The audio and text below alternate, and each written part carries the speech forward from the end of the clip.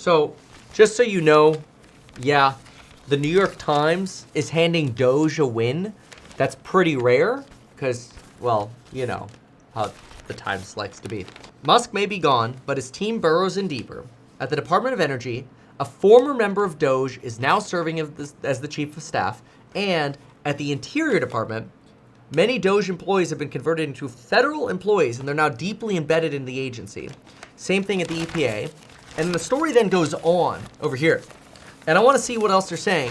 But what's fascinating is basically Elon Musk's Doge effect might live on even though Musk is gone, which is kind of cool because that's what we all wanted, was that somebody would bring efficiency to the government, bring technology, bring artificial intelligence, bring LLMs, you know, whatever, bring Palantir to the government, whatever, to operate the government more efficiently. And if that could be done with sort of the seed that Elon spread, which is basically the same thing he's doing with children, but in this case it's Doge employees, it's actually kind of cool. Some Doge members on Friday expressed concern that the president could choose to retaliate against Mr. Musk by firing people associated with the initiatives. Okay, so because of the whole like meltdown from Elon, which he's now deleted, people were worried that maybe Doge could fail because of this. But I don't actually think so. I think Donald Trump likes this. You know, Donald Trump gave Musk an easy win here because if Doge can save any money, Trump can turn around and spend it and be net neutral. Everybody's okay with neutral or cuts, great. You know, they just don't want to see more debt, and that's what Elon was so pissy about in the first place anyway. Others could choose, let's see here. But the approach that Doge has embodied at the outset, deep cuts in spending, personnel, and projects, appears to have taken root. Even with Musk on the sidelines, Doge on Friday notched 2 legal victories. The Supreme Court said it can have access to sensitive data, Social Security data, wow, and ruled that for now, the organization does not have to turn over internal records to a government watchdog group as part of a records lawsuit. That's crazy. So you can't FOIA what Doge is doing right now, and they get access to Social Security data.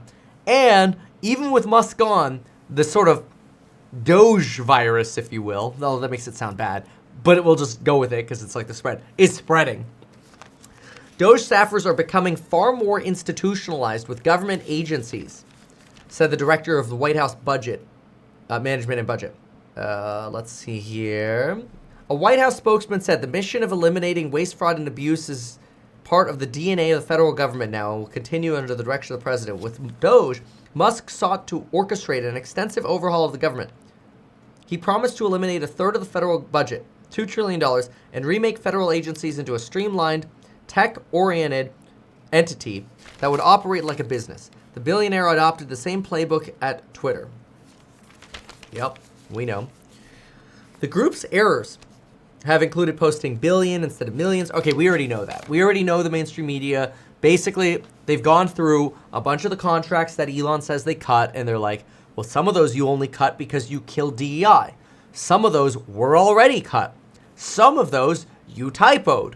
Some of those you counted the full contract value and not the part that was actually assigned. And so after lots of tweaking, this is where people think Doge is so far safe, 50 or 60 bill. But I think the legacy of Doge actually lives on so far. Like, I think a lot of people thought Elon's exit from the White House would lead to the failure of Doge.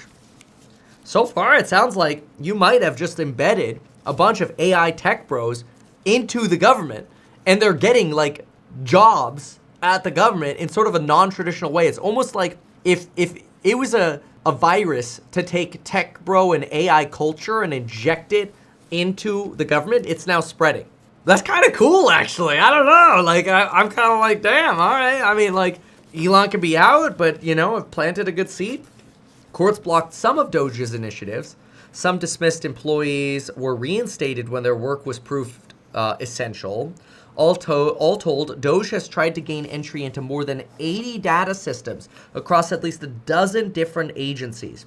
The data sets include systems that hold personal information about federal workers, detailed financial data about federal procurement and spending, and intimate personal details about the American public.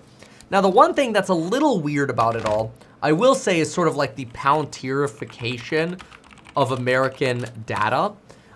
And this is, I mean, there were a lot of stories on this, But I'll jump into, I'll just use the Times of India here. I mean, there are endless companies reporting like the same. Oh, this is actually just using a New York Times piece. Oh, that's funny. Yeah, here, it's just the New York Times piece.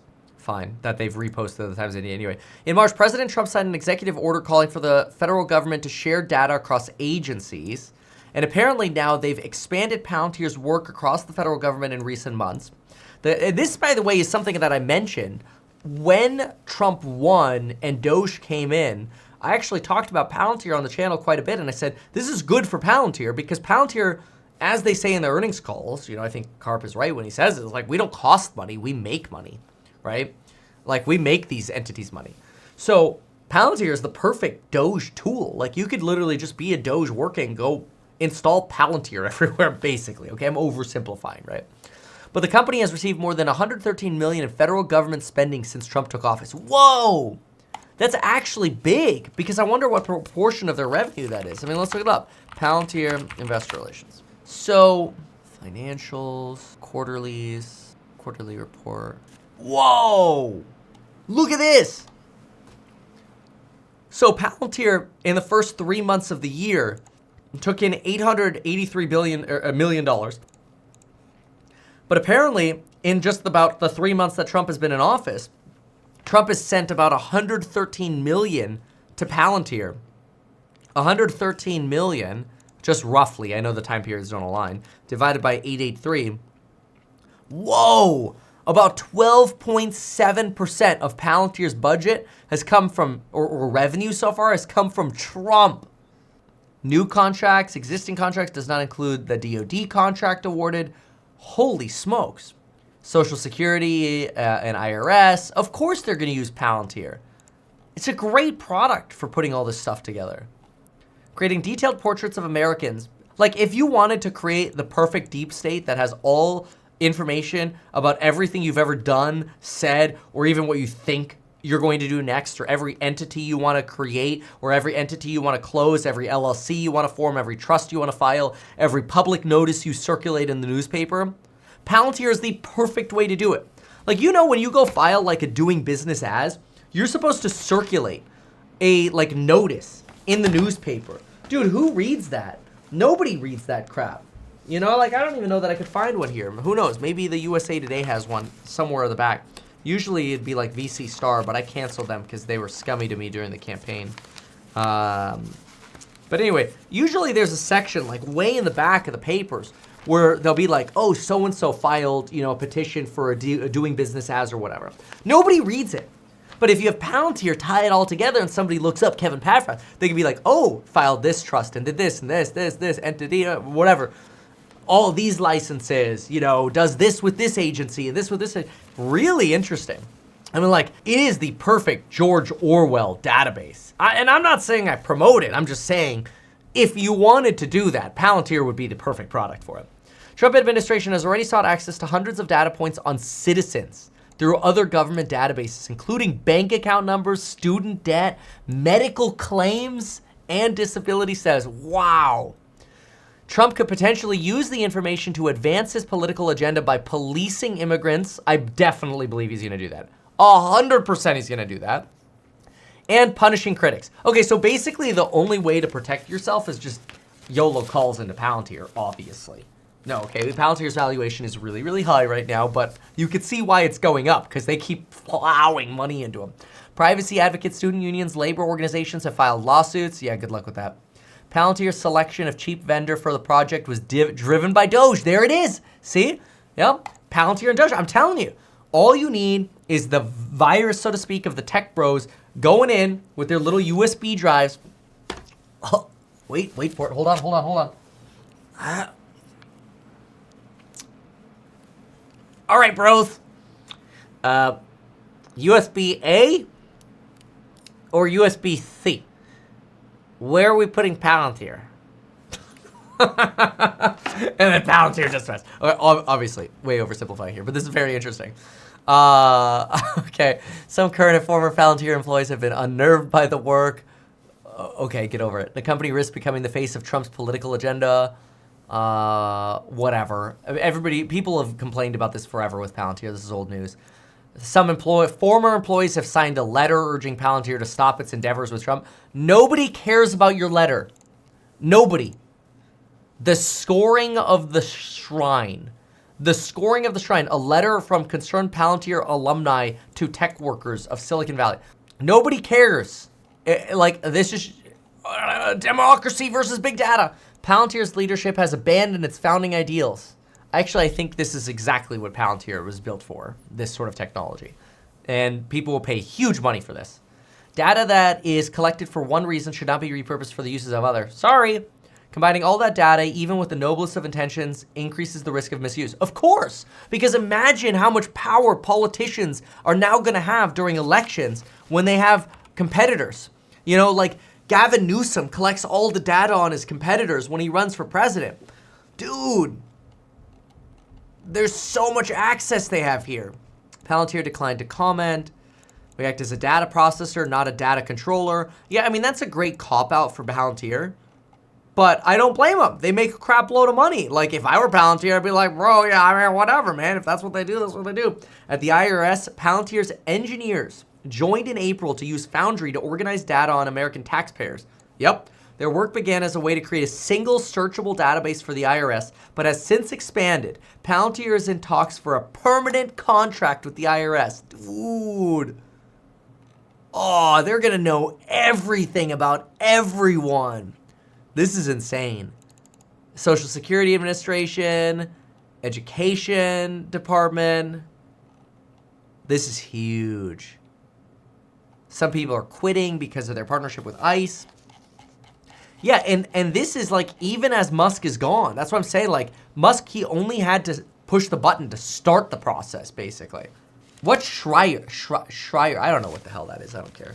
All right, so anyway, those data sets include, okay, we read that. Several days before his departure, Mr. Musk was optimistic about the legacy he was leaving, that DOGE will only strengthen over time. By Tuesday, Mr. Musk was fretting that his accomplishments were being washed away by Trump's big, beautiful bill. Yeah, we already know about Trump, or Elon freaking out. At the EPA, let's see here. DOGE employees in hand. We see the policies continuing on. Fine. Actively listening to the recommendations. That's fine. In recent weeks, that's boring. Cancel contracts with Harvard. Big deal. Social Security Administration, one of the most politically sensitive agencies in government. 2 members of DOGE are effectively serving as chief information officers. Whoa!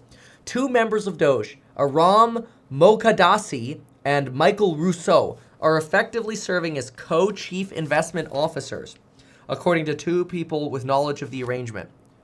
Mr. Moghadassi appeared alongside Mr. Musk and other members of DOGE during a Fox News interview. Still, the continued influence of DOGE could diminish in the continuing days if the White House chooses to retaliate. I don't think the White House is going to retaliate against DOGE. See, Trump can take the good of DOGE and still basically cut ties with Elon. If you want to work for Elon, you're not going to go work for DOGE anymore. Well, yeah, okay, that's fine. DOGE's fate could be set up in the courts. A federal judge allowed a lawsuit to proceed challenging the entire DOGE operation. In the opinion of Judge Chutkan, we've heard about her before, noted that DOGE has been accused of seizing control of at least 17 federal agencies. Several federal agencies have been dismantled. Thousands of federal employees have been terminated or placed on leave. Sensitive data has been haphazardly accessed, edited, and disclosed. Blah, blah, blah, blah. The court fight will go on, but honestly, this spread or the Palantirification of American data, it's coming whether you like it or not. Like, I don't know how I feel about the government, being able to tie all your stuff together. But, I'm kind of like of the mindset that it's going to happen whether I complain about it or not. So I'm just going to consider that, I guess. And I don't know. I guess you have to say nice things about the government in power now. No, I'm just kidding. I'm still going to tell you all the same stuff that I feel. So, anything else on that? No. This has been very interesting. I do want to see some reaction. Let's get some reaction on social media on this Palantir thing. Let's see. Twitter. First big update is a massive overhaul of design language across liquid glass aesthetic. I don't care. U.S. weapons cannot save Taiwan's party. Okay, fine. Sarah Dichi. As someone who is still on iOS 18, I'll happily skip straight to iOS 28. All right, let's do, what is this? This was the Palantir data. Let's just see what people are ranting about. You know, where you'll probably see the rants would be on Reddit. Asked about Palantir's compiling government data, JD Vance says he is more concerned about surveillance via commercial ad data brokers. What? No way. So like Trade Desk. Palantir company, right? Yeah. And that's about a surveillance thing. So this thing is fucked. This sounds crazy, dude. Like this sounds like we're only going to be human for like 2 more years, right? So and this is the Palantir company where they're going to build security databases that have all of our information in them, right? That's what they're saying. That's what they're saying, yeah. And it's going to have like everything. It'll like... JD's like, that's exactly what we're doing. Look at you and know like if you're good at tennis or if you've ever, you know, if you have $60. It's more than that, bro. It's auditing. It's, do they want to license you as a financial advisor, as a broker? Do they want you to pass the bar? Do they want you, like, do they want you to get a permit for your home? I don't know. It could hit everything, man. The amount of data, like every agency will be able to tap into this in the future and be like, do we want this person as part of our organization? And every little thing you've ever said on the internet could come back to haunt you. Because now when you want to go get your real estate agent license and they Palantir your ass, the Department of Real Estate is going to be like, well, in 2021, you said this about Gavin Newsom. You know, we don't think agents should speak like that. License deferred. And they just put you in like this loop of deferral. Now I'm being, you know, obviously I'm just coming up with an on-the-spot example here, but like every agency getting access to this data, boy, you're just gonna have to behave a whole lot better because they're gonna know everything. In your pocket, or if you're, you know, it can tell if Big your brother, kids, yeah. are, you know, if your kids can have a limp or whatever, if he'll be in the Christmas play. Yeah. You know what I'm saying? It can tell all of that, and that feels real scary, man. Like to, I get it. To a regular guy on the street, yeah. that feels like we're gonna give our society like we're gonna become these. Like they're gonna have know everything about us. It makes you feel like you won't be a person anymore. I hear you. I don't know what the hell this guy is saying about it makes you not feel like you're gonna be a person anymore. I'm still gonna feel like a human, okay? Coffee, probably still gonna hit the damn same. I go on a run, it's still gonna hit the same. I go plant some Irish moss, it's gonna hit the damn same, okay? It's not gonna take away human. It's gonna make it harder for you to do business if you're a critic of the establishment. That's what it is. That's not taking away your humanity. That is instead a form of business censorship. That's what I'm more concerned about. Oh my gosh, they have my data. I don't feel like a human anymore. What the hell? Sense to you? No, it definitely makes sense to me. I mean, let me try to explain. So to be clear, I'm not an expert on this particular deal. I actually just read about it earlier today, or maybe. Okay. This is the classic politician thing to say. Oh, well, you know, I actually, I haven't heard about that yet. I just saw the headline. Sorry, so I don't know. Yesterday, but the president did an executive order, I don't know, a couple months ago. And the basic idea is you've got all this different information, but it's not accessible in one place. So like, let me give you an example where this might be useful. Okay. Let's say you catch an illegal immigrant, okay? And by the way, this is the perfect talking point to defend this is immigration. Because all the Republicans are going to be like, hell yeah, they damn illegal anyway, get them to hell out. But forgetting that it's also data on the legal citizens. that person's using a social security number, but the Department of Homeland Security that arrests the person can't actually figure out what social security number that illegal immigrant is, what name it's attached to, okay?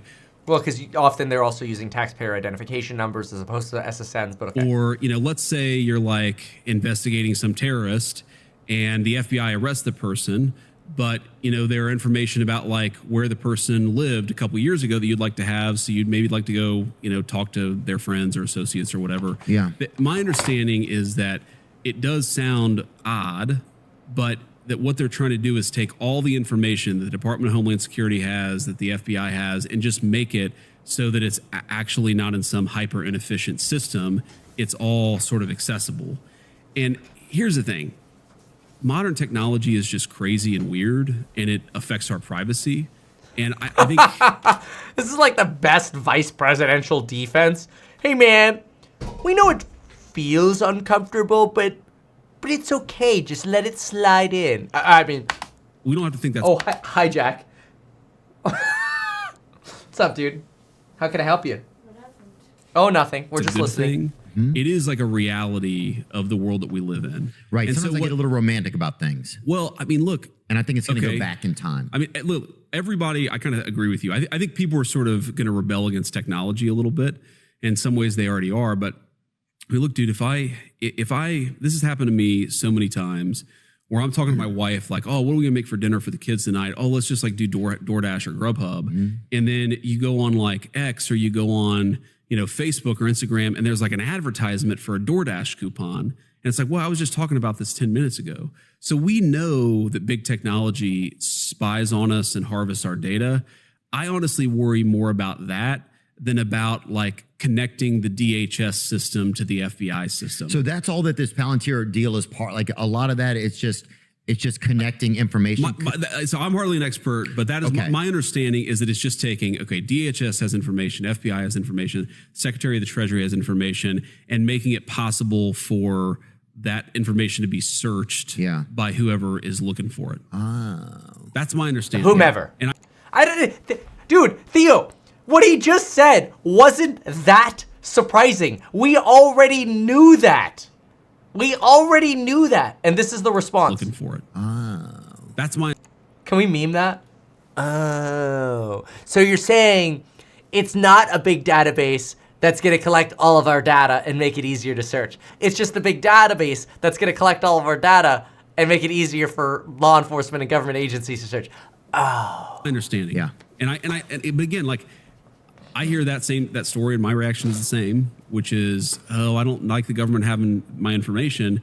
The reality is the government already has my information. And more importantly, some of these private technology companies have way more information on me than the government does. Well, they're doing it, so we need to do it too. Oh, yeah. I mean, anywhere you shop has unbelievable information on you. I mean, let me tell you, like, Yeah, the dude, crazy... Blockbuster, 2 days ago, Blockbuster was like, happy birthday. They were wrong. So I gotta... It's like, you're out of business. There's a Yeah. When was the last time you were at a Blockbuster? but some guy somewhere, going nowhere. probably in another country, Nepal. I think this is why I don't ever watch this guy, but I think this is why JD Vance will go on the show, because he doesn't actually have to answer real questions. You and He's sitting FDR somewhere. You and FDR took your Celsius and went down to Blockbuster to get some VHS rentals. Okay. A little bit of boogie. This is a waste of time. That's all right. I was getting a brief. So 'Cause that's what people when are I first scared became no they are, and I get it. And look, like all I'll tell you is we try to be as Oh, my yeah, I did God. go to the last Blockbuster. I forgot Okay. about that. Shout out How Bend, old was Oregon. that? Is that 14 years ago? Lived out a there. thing Got 2 stuck in the years ago. snow out there. Yeah, one of the my guys who works the national security team of the Trump administration gave me this brief about how, okay, when you're using an iPad and let's say, you're reading a story from some random newspaper and you hover on a particular paragraph, like your iPad is collecting that information on you. God. Like it's actually trying to track what you're doing. Like that is the stuff that really freaks me out. Well, how do we stop that? I think it freaks everybody out. I think it just makes people sick. It's like... So I think that's interesting. It's like, oh, the idea is, okay, advertisers use cookies that follow you around to try to advertise products to you. This isn't a surprise. I actually think JD is probably right in saying that corporations have a lot of data, because I think that, these always-on microphones that you now have in your phones or Alexas or whatever, they collect a lot of advertising data on you. I mean, to me, it's no surprise that when you talk about certain things, you start getting notifications related to those topics. Thank you, Jack. Jack wanted a Chipotle the other day, and it was the weirdest thing ever, but I don't think I ever get Chipotle notifications, but I was talking to Jack about maybe ordering Chipotle, and I'm like, oh yeah, we could order Chipotle in a little bit, in the car, I think we said.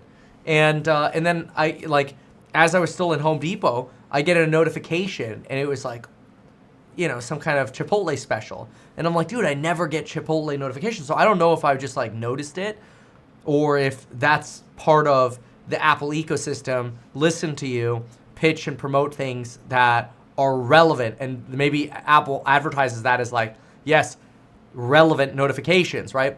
So really, the only way to kind of get away from that is you would just have to have no listening devices anywhere, which is kind of crazy.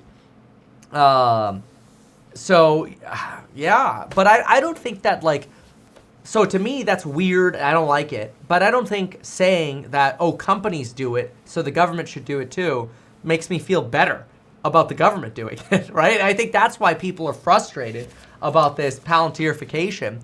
That said, it makes sense. Again, if I wanted to make the government more efficient and I wanted to fulfill the DOGE mission at the government, I would go install that Palantir USB stick for, again, oversimplification purposes, everywhere I could.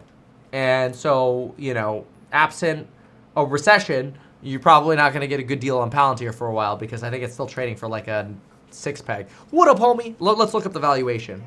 There might be a little bit too much milk. Oh, there can never be too much milk. By the way, I'm starving. Is Mom around? She's taking a shower. Would you mind asking her anyway if she can make some corn and beans? Yes. Thanks, man. And chicken, if there's chicken. All right. So Palantir, we've got EPS of $130 divided by 58 cents, 244 times. Growth is expected to be 30% growth, and it's trading for 244 times. So that puts me at an 8-peg. That's insane. An 8-peg. So, yeah, I mean, Palantir is really, really rich. I want to own Palantir at lower valuation. So, and I'm happy for everybody who's made money on Palantir. Please diversify to house hack. But 40 times, let's see, if I put them at a 269 times 40 times 0.58, it should be trading for no more than $60 at a fair valuation. It's twice its fair, more than twice its fair valuation. Probably 2.5 times its fair valuation. But anyway. Because, I multiplied a little bit too much. I gave a little bit too much credit there. But anyway, that's my take on Palantir. And Elon at Doge, which is good. Some legacy. Could you put that key there? Thanks. All right. Hey, quick reminder, if you want to earn a 5% yield plus all of the upside in my real estate startup, we are offering a non-accredited investor round where we will pay you a 5% yield plus you get all of the upside in the stock when your stock converts in the future.